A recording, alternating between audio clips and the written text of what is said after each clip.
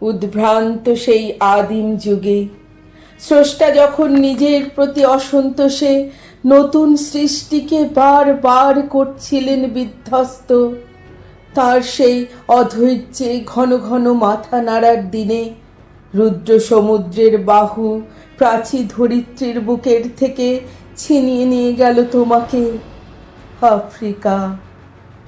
বাঁধলে তোমাকে বনস্পতির নিবিড় পাহারায়, কৃপণ আলোর অন্তঃপুরে।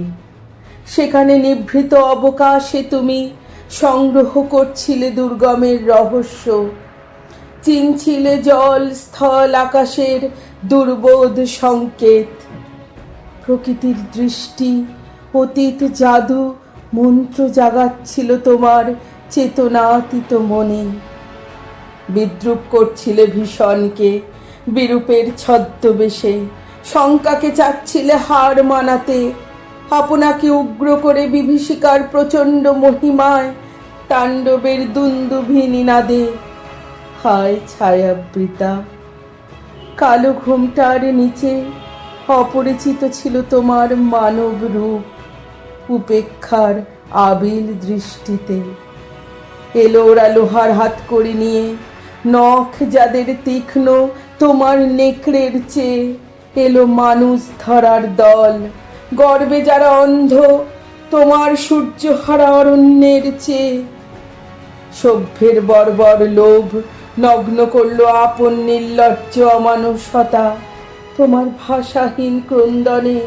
বাষ্পাকুল অরণ্য পথে পঙ্কিল হলো ধূলি তোমার রক্তে অশ্রুতে মিশে। দস্যু পায়ের কাঁটা মারা জুতোর তলায় বিভৎস কাদার পিণ্ড চিরচিহ্ন দিয়ে গেল তোমার অপমানিত ইতিহাসে। সমুদ্র পারে সেই মুহূর্তেই তাদের পাড়ায় পাড়ায় মন্দিরে বাজছিল পূজার ঘণ্টা। সকালে সন্ধ্যায় দয়াময় দেবতার নামে শিশুরা খেলছিল মায়ের কোলে। কবির সঙ্গীতে বেজে উঠছিল সুন্দরের আরাধনা। আজ যখন পশ্চিম দিগন্তে প্রদোষকাল ঝঞ্ঝা বাতাসের ঊর্ধ্বশ্বাস, যখন গুপ্ত গহ্বর থেকে পশুরা বেরিয়ে এলো, অশুভ ধ্বনিতে ঘোষণা করল দিনের অন্তিম কাল। এসো যুগান্তের কবি, আসন্ন সন্ধ্যার শেষ রশ্মিপাতে দাঁড়াও এই মানহারা মানবীর দ্বারে।